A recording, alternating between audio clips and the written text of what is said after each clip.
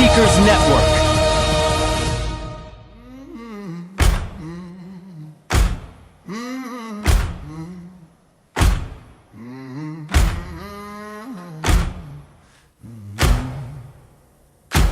Boots in the gravel, dust on the sleeve, notebook open, Daniel Lee Barnett breathes.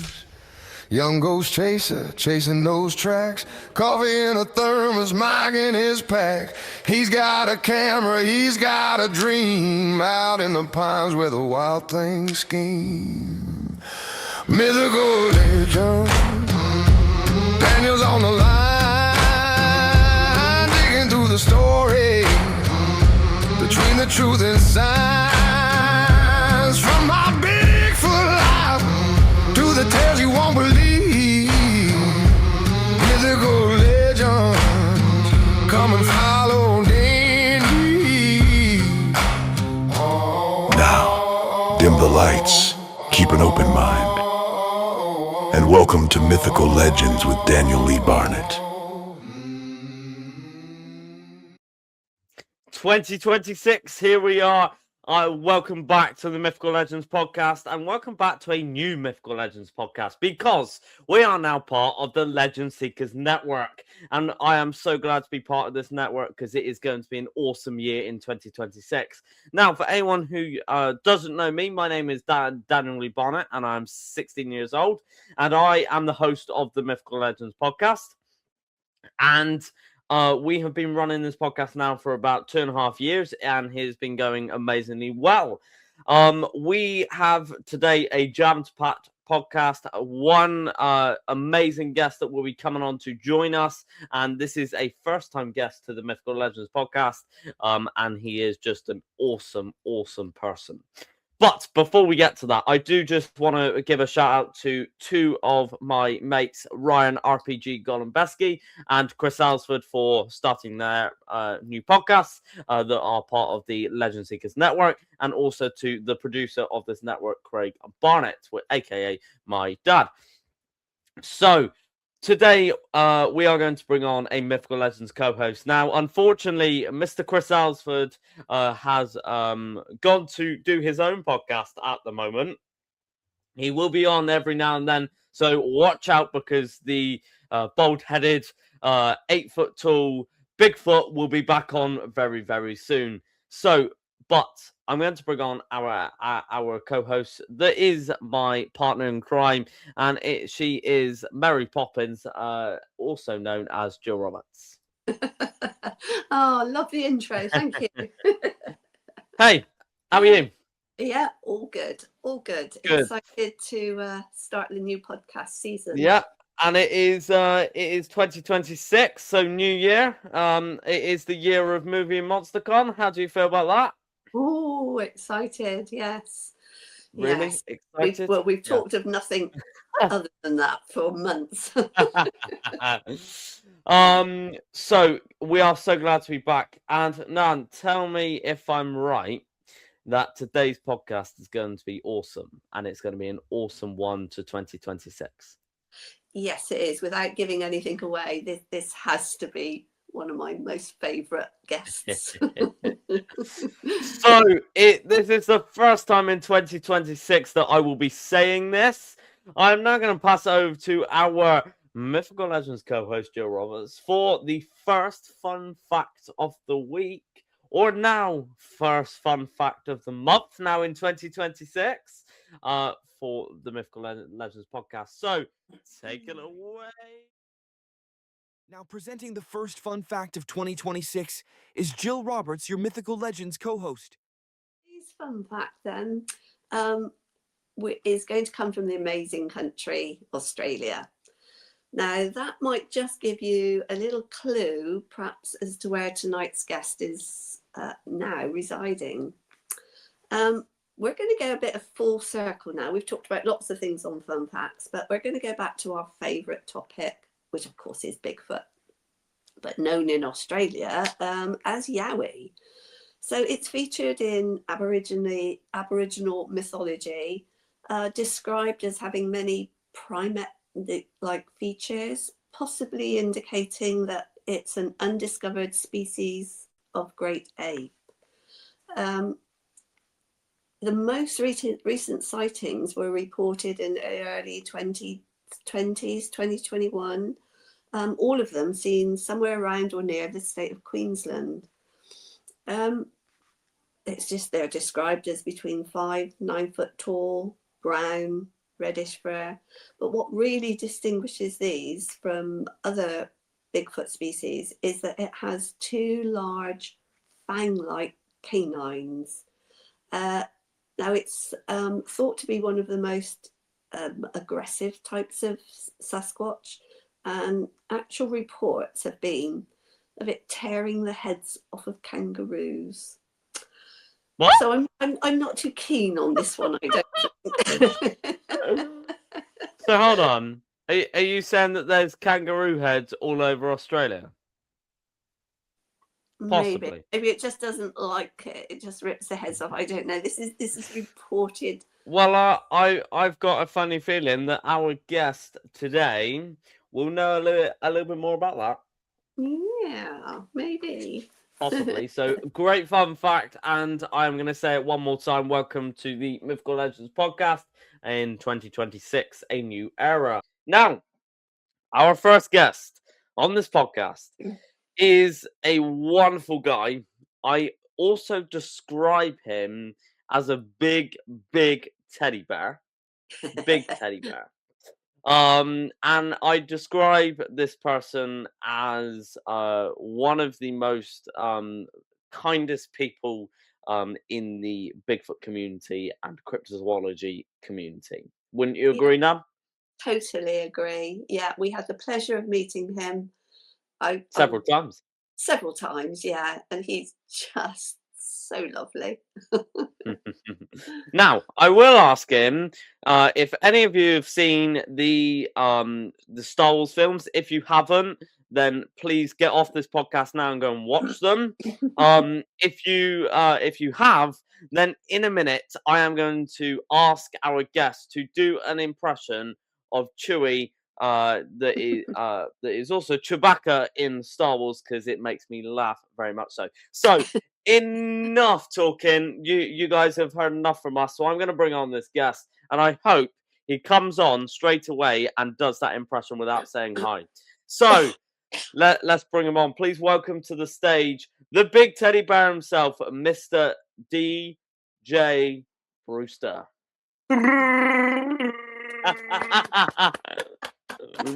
Welcome to the podcast, DJ. How are you? I'm doing wonderful. How are you guys doing? Good to see you guys. Oh, so good to see you. Good to see you. How about that intro? Shout out to the creator. That was wonderful. Well, I must say it was the Legend Seekers Network producer, Craig Barnett, aka Dad. Very Tell him kind. I said hello and great job. Will do. I absolutely will, DJ. Well, welcome on the Mythical Legends Podcast. It's taken us so long to get you on, but you're finally here now. So, if you don't mind, none, unless we want to talk and joke and kind of take DJ off and kind of just talk and joke, we'll get on with the podcast. We should share him with everybody, I guess, shouldn't we? Yeah, not just us. So, DJ, my first question to you, my friend, is how did you get into cryptozoology? How did you get into this world of Bigfoot, let's say? So for me, it was just growing up where I grew up in Nunwallik, Alaska, in a little tiny village, and just hearing all these stories all the time ever since I can remember. And, you know, for me, it was literally like listening to like our fairy tales and our Brothers Grimm and stuff like that. So I just thought it was, you know, something I didn't like talk about, but something I knew about and I heard stories about. And I was always intrigued by it because we would go to our cabin in the woods all the time and stuff and go pick berries up there and just go work on our cabin and stuff and just go camping. And we wouldn't talk about the stories while we were at the lake, but like after we would be at the lake, my mom would ask us, "Did you guys hear anything? Do you guys see anything?" And I thought she was just trying to scare us. And then when we made AKB and they're showing us all these newspaper articles and clippings, I was like, oh my goodness, like these aren't just stories that I grew up with. And then it just started to slingshot everything even more for me about intriguing. And then I started, talking to other cultures of indigenous people around the world, and they all have similar stories of different types of Bigfoot or cryptids. And it's just been very intriguing, so much so that I've traveled to other parts of the world to, kind of poke around and see what's going on around there, and see if there's similarities and stuff like that. Yeah. Wow, that's cool. So basically, let me get this right.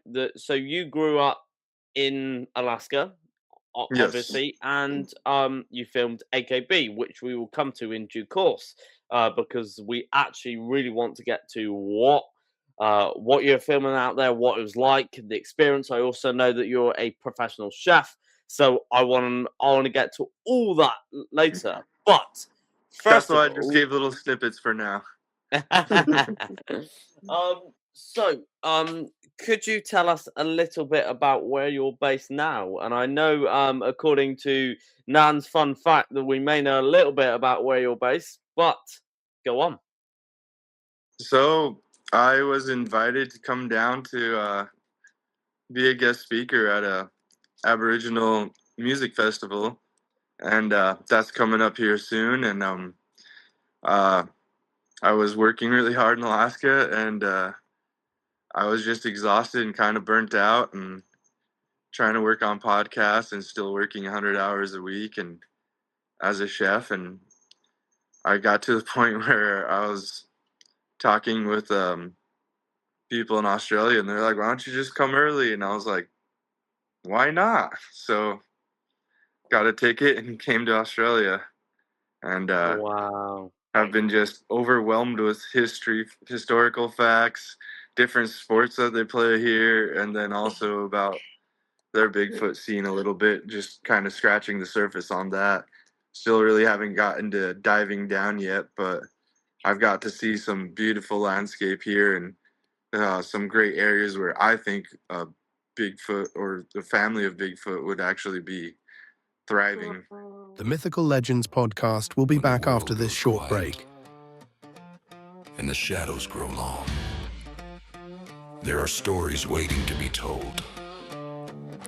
Welcome to the Cryptid Campfire Podcast, hosted by Chris Alsford, former Queen's Guard cryptozoologist and legend seeker.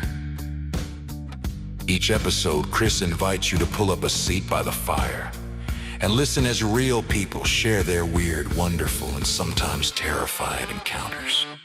He wore a crown on a different coast. Now he hunts down legends like they wanted ghosts. Red coats, a field coat, tracks in the frost. Chris Alsford's here so no track gets lost. It's the Cryptid Campfire Podcast. Say it loud, let the night talk back. From the deep, from the trees, from the roadside, air with a wonderful pull up a chair. Campfire Podcast, every shadow's got a story to share. If you've seen something out there, yeah, we'll meet you there. Strange creatures in the woods, unexplained footsteps in the night. Creatures that shouldn't exist, but just might. No hype, no judgment. Just honest stories told under the glow of the campfire. If you've ever seen something you can't explain, or if you love the mysteries that lurk beyond the tree line, this is the podcast for you. So stoke the fire, lean in close, and ask yourself one question. What's out there? The Cryptid Campfire Podcast with Chris Alsford, where legends are shared and the unknown feels closer than ever. Cryptid Campfire Podcast, every shadow's got a story to share. If you've seen something out there, yeah, we'll meet you there. Now we head back to the Mythical Legends podcast. That was going to sort of lead us on anyway to our next sort of just things. I know you haven't been there very long, but I mean, it must be totally different. So I know Daniel was keen to know, like, have you seen different animals? Not necessarily cryptids and that, but I mean, I don't know. Do you just come across a kangaroo? He was asking. Oh, absolutely. Like the kangaroo or like moose or deer in the U.S. They're like all over the road, and you gotta watch for them because you don't know if they're gonna hop across the road, or if they're gonna turn around or go back to the side. So get to see kangaroo. Yeah. I got to see spiders way bigger than I'm normally seeing. So. But it's cool because you can see them really far away. I got to hold a baby wombat. That was really awesome. Its mama got into a car accident, so the little baby was still trying to get in the pouch, and the person was able to bring them home and feed them and stuff and keep them alive. So I got to see those animals. I got to see some lizards. I got to see some big spiders. So I saw a dead snake on the road once. So I didn't see a live one. So I'm really happy about that. Oh my goodness. Yeah, I mean that's so totally different, isn't it? I've heard stories of these spiders that can be a little bit scary. Oh yeah, they're like, there was one that was like as big as my hand, and I was just like, oh my goodness, I need to stay away from that spider. And they're like, oh, that's a good one. I'm like, okay, it's so big. You survived. So hold on. So if there was a spider that appeared behind you now, what would you do? You'd name it. Yeah, I would name it. I'm not sure what I'd name it, but the names usually just come right at the moment, and you're like, okay, your name is. Make friends with it. So, a question that everyone's asked and kind of wondering, and even me, I'm wondering, how do you get those spiders out? You ask lightly, do you? Sure. Yeah, I have an expert. I have an expert right here. So as a kid, we're taught how to get rid of spiders. And the easiest way is you get a container bigger than the spider, and you get a magazine.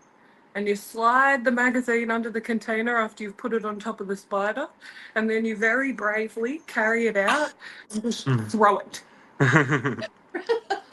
That's how Australians do it. So if you have a spider in your house and you want to get rid of it, container, magazine, carry it out and just throw it to the abyss. we do similar here with our spiders, but they're really small compared to yours, and I can't even manage that. I have to say, I just call for somebody that's braver than me to come and that's the other way you do it. That's the other way you do it. But when it's at my house with DJ, it has to be me because he's not used to them. It's not that he's not brave enough, he's just not used to them. I'm used to bears and wolves and big predators, and I traded that for spiders and snakes. So I gotta let the professionals handle that. If we were in Alaska, it'd be different. I would handle the scary animals, but I'm still getting used to them. I try to be brave. Wow. I save him from snakes and spiders, and he saves me from bears. Fair deal. So then moving on to snakes. Then what do you do if there's snakes in your house? So, we don't usually get snakes in our house, but out in the bush. So I come from First Nations Australian culture. I might not look it, but my dad's Scottish. So I am Aboriginal, as you were talking about my mob before, Nat. And my auntie taught me how to deal with snakes. And we stand still, we stomp our feet 3 times, and we wait for the snake to go away. If we run, the snake might be coming in our direction. So that snake's just going to follow us, and it looks like it's chasing us. So if you ever come to Australia and you see a snake, stamp your feet 3 times and wait for the snake to pass. Wow. Oh. Wow. So, is there any instances where they don't pass? No, because you got to remember snakes fill with their bellies. Mm-hmm. And so if we make ourselves seem really big, we're not food to them. We're more of a threat. So as long as we're not going towards them and we're staying in one spot, that snake's going to go, oh, that thing could kill me. And they move in the opposite direction. Wow. Wow. Oh, right. Well, Wow. remember, Okay. My ancestors survived here for 3,000 generations. Wow. We know how to live here. And then I think the third animal then is kangaroos. What are kangaroos like? Are they more dangerous than snakes? Well, I used to work in a zoo in Sydney called Taronga, and it's like very well known. If people go to Sydney, they usually go there. And I used to be a keeper there, and I used to look after some of the roos and little macropods. And you don't want to get into a fight with a male roo. yeah. They can disembowel you. Their tail is like an extra leg. But if you just stay clear of them, you're right. And female kangaroos won't do anything. They're very placid. It's just the males that are mean. So you can tell the difference, and you just avoid the big ones.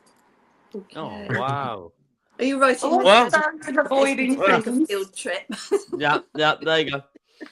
Wow. Oh, you want to come out properly? You come out here, and me and my best mate will take you to go and see some things about doolagars and cottages, which is what you were talking about with Yowies. We're pretty knowledgeable, and we know elders that teach a lot. So, yeah, our culture is very much stories, and my job in culture is being a storyteller.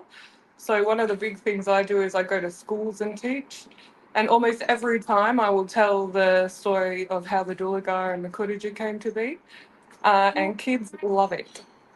They also get scared, but A nice wow. scared. Well, I must say, Sophie, thank you so much for coming on and sharing that with us. Absolutely. Thank you, Sophie.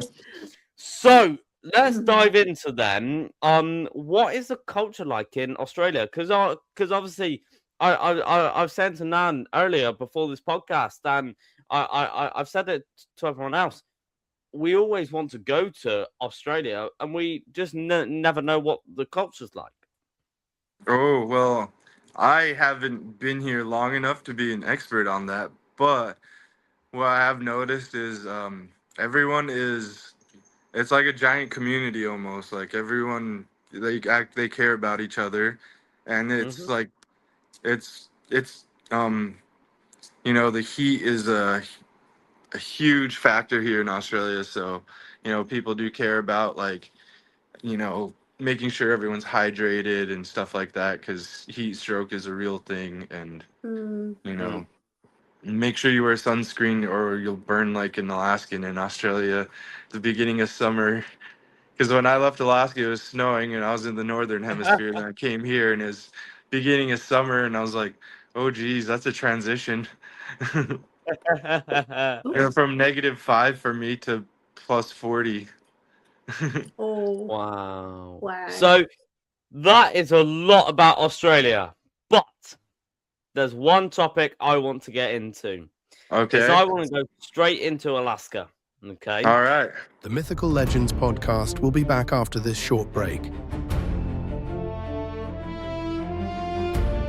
What really happens when the cameras stop rolling and the lights go out?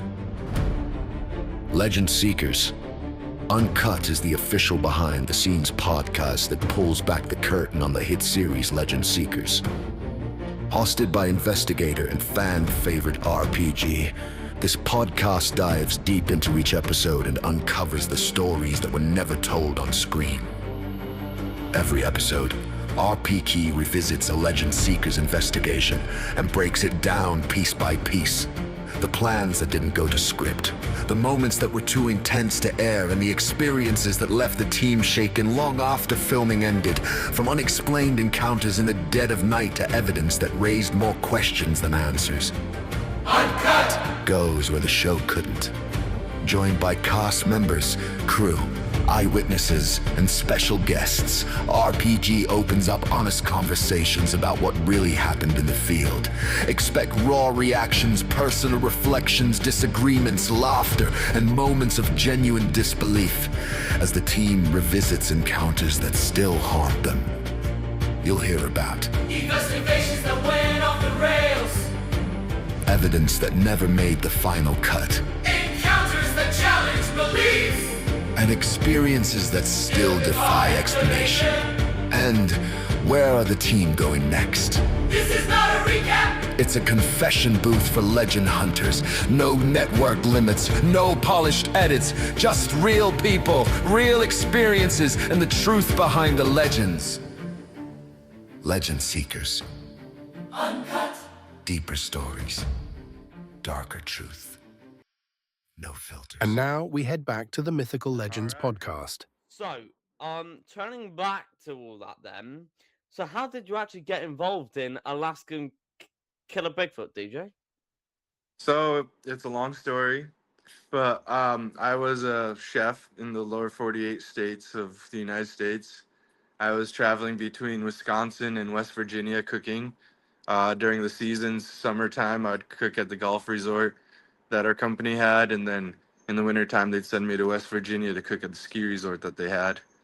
And then COVID started to happen, and there was a lot of questions, and no one really had answers. So I was coming back home to Alaska to go be with my family because I haven't seen them in like 5 years. So I finally made it back to Alaska with a bunch of testing and a bunch of quarantine and stuff like that, because to travel you needed testing and negative tests to get to a different state at the time. And then I get home and I get done quarantine because I had to quarantine when I got home, even though I had a negative test, just to be safe. And it was for good reason, because my mom wasn't doing too well at the time and I really wanted to see her, and I didn't want her to get sick either. So I quarantined for like a month and a half total during that trip, just getting to Alaska. And then like 2 weeks after I got done quarantine, producer called me up and said, "Hey, we're gonna film this TV show, but we heard you're a chef and we'd like to hire local to cook for the cast and crew." And I was like, amazing, I would love to do that. That'd be a great, unique experience for me and something I can add to my cooking resume. And I was like, I just don't want to be on camera, please. And he's like, yeah, we'll do some interviews, because everybody does them. And I was like, sure, not a problem. And then a couple of days later, we had a Zoom meeting to talk with the production owners of the production company. And they're like, "Who is this guy with the beard and long hair?" And I was like, "Oh, I'm the cook, I'm DJ. Like, I can shave and cut my hair." And they're like, "No, don't touch it. You need to be on camera." And I'm like, "Oh no, I don't want to be on camera." So that's how I got into the film industry. Was I was supposed to be a cook off camera. I ended up being one of the main cast members. Cool. And I was also still cooking for the cast and crew off camera. Oh, that's so cool, DJ. And it was amazing because it was out in the wilderness, and I was cooking all our meals over open fire. Wow. So I will pass it over to our Mythical Legends co-host to ask a little bit about the team. Yeah, but I mean, basically, yeah. Well, what was it like as a team? Because, I think a lot depends, doesn't it, on who you're working with and the relationships you have with them. I mean, how did you fit into? Because you were only going to be the cook, so you ended up being part of the big team, didn't you? How was that? So the cool thing about our team that we assembled over there is Guy and Keith are my family members. Like, Guy grew up right next to me as a kid and teenager. He was my next door neighbor. Right. And then Keith, we grew up with him. His mom and my mom are sisters. So we're cousins. Yeah. And the hat that I wore on the show, I got for Christmas from Keith's mom one year. Oh. Wow. Oh, that's so proper family, really. Family. Yeah. And when I was right after I graduated school, I worked for a moving company many years ago, and Keith is actually a trained chef as well.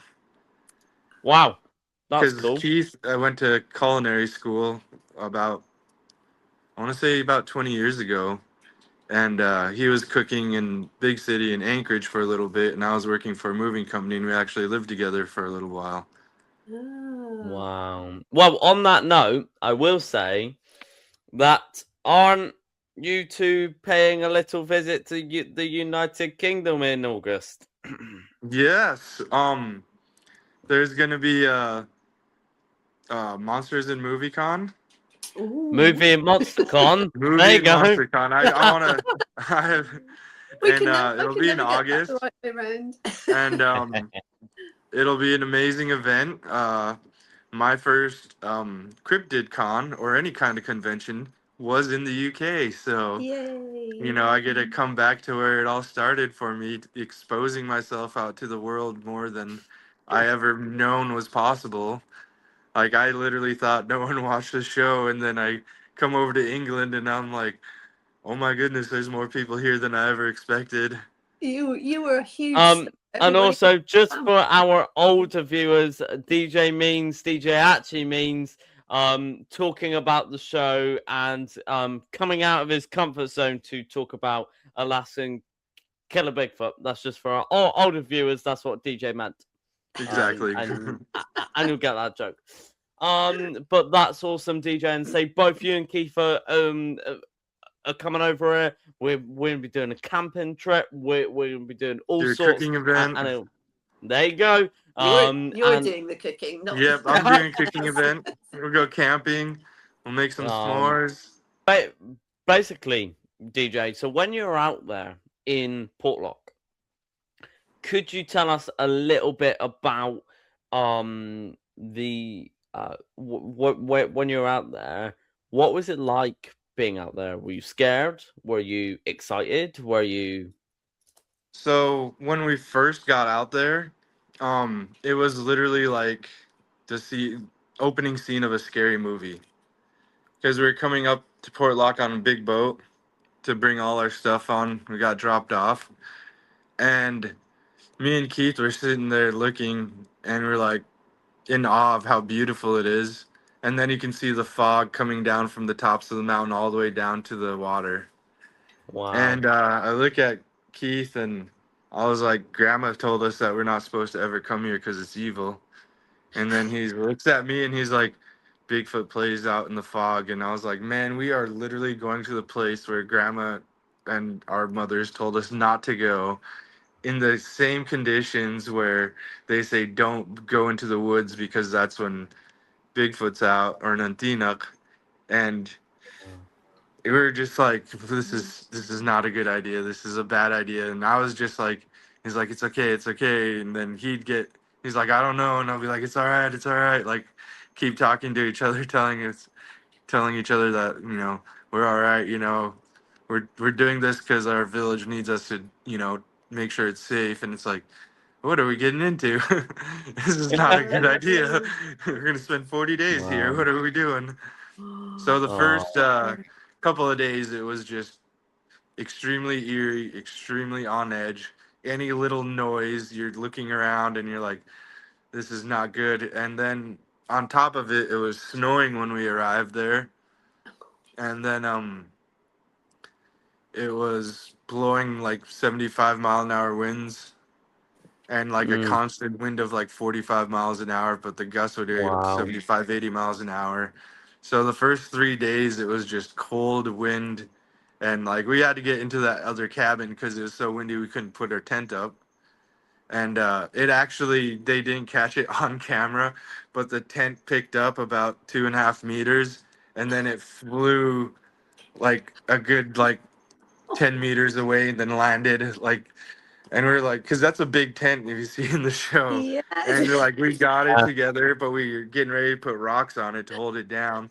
And just as soon as we started picking up the rocks, it picked up and just drifted off. And we're like, okay, we're going to get this secure. My And intent. so, and then I think maybe a week later we saw the aurora borealis right over the mountains and stuff, and it was just like I haven't Oh seen it in wow, that area of Alaska in like 20 years, so it was amazing. And that then must have been towards the beautiful. end of everything, like I didn't want to leave Portlock. Like I was like, I feel like I'm home. Like this is a because like our property for my family's property is about 10 miles away from Portlock through the Mhm. mountains, and Wow. it's not that far, and but it's so close to where I grew up in the woods that it felt the same, and just it felt like home. And Mm. there's probably something that, like a generational trauma or something that, because everyone left there because of everything. Like just arriving there was terrifying knowing the stories, but after being there for so long, I was like, I really like it here. I can see why my people settled here at one time. Wow. Wow. That's a really touching story, DJ. I'll say that, and say so to everyone out there, because I know that in the especially in the Bigfoot world, in the cryptozoology world, and now correct me if I'm wrong, but there's a lot of people saying, "Oh, if you're on TV, it's TV Bigfoot." It's that kind of, and there's that first-hand story there, from from you, DJ, saying that you're out there and you're saying the real life experiences that are actually happening out there, and this is from the family, and this is so that's really touching for people to hear, and that you experience some really cool stuff, because we call them the Northern Lights must have been awesome to see. Oh yeah, it's even like being from Alaska. Every time you see it, it's always a treat. Amazing. Like you can That's see them brilliant. every year for your whole life, and every time you see them, you're just like, you're just in awe because they're not Yeah. the same.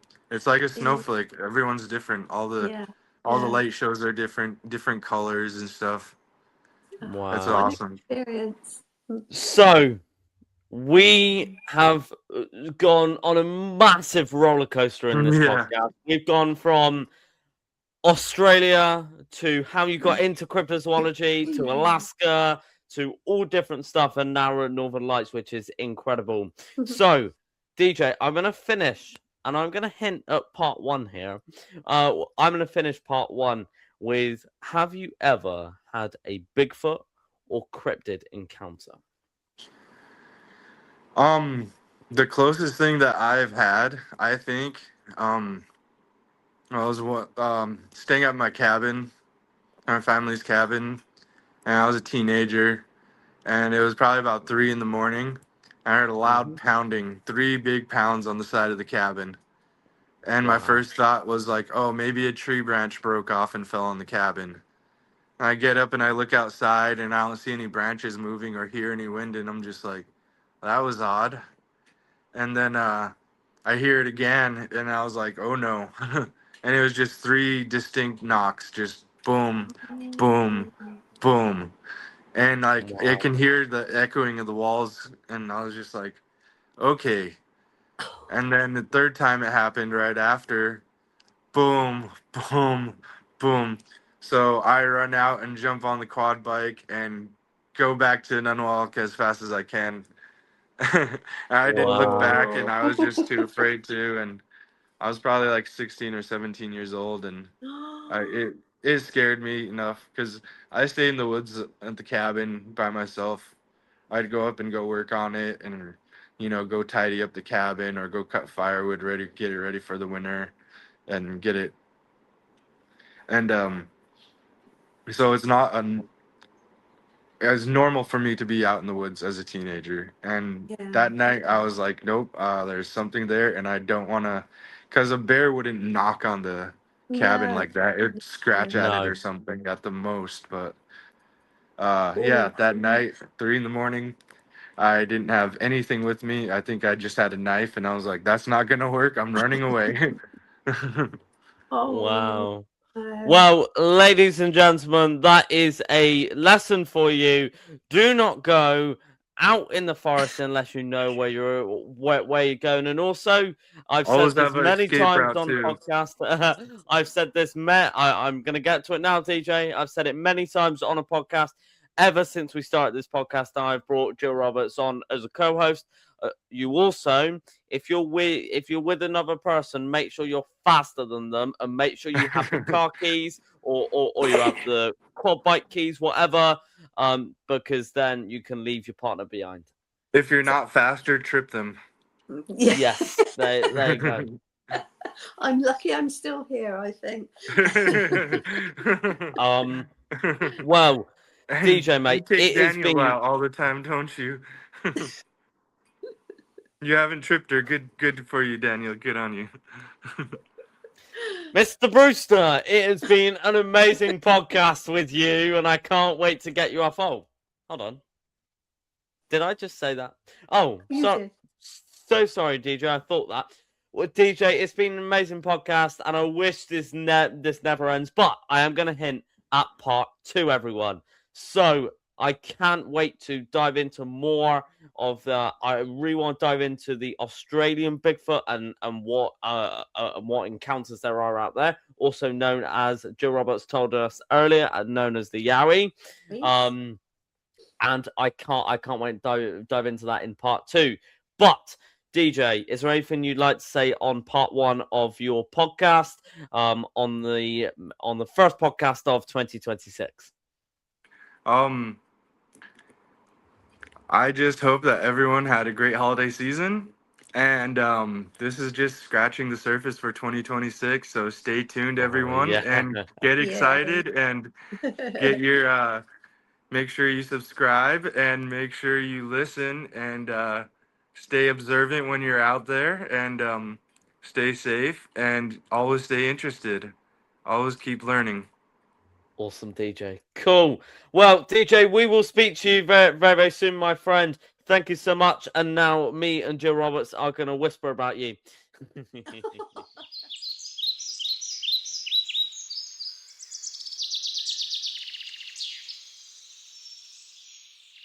Man, that was just an incredible podcast, wasn't it? That's just amazing. I mean, you could just listen to DJ non-stop.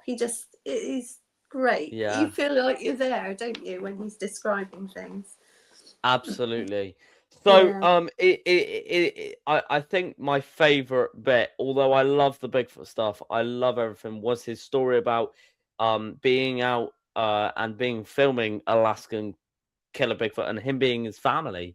I think that's something really special that actually relates to us, doesn't it?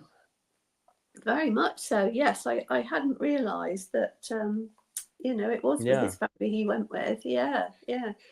Well, we'll have both of them over here. We'll have both cousins over here. We'll have Mr. DJ Brewster and Keith Seville, both from Alaskan Killer Bigfoot at Movie Monster Con. We can't wait to see them both there, and that'll be on August 28th, 29th, and 30th. I had to pause there.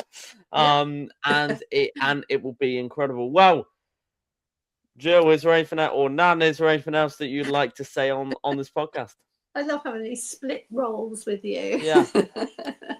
Brilliant. I think we've covered a fair old bit today, haven't we? With and I think, DJ. Would you like me to invite you back for part 2 of Mr. Brewster?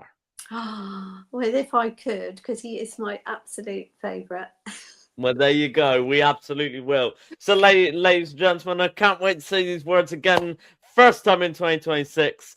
Keep searching. Stay mythical. And stay adventurous out there, guys. And I changed that last line. And I'll also say stay safe out there.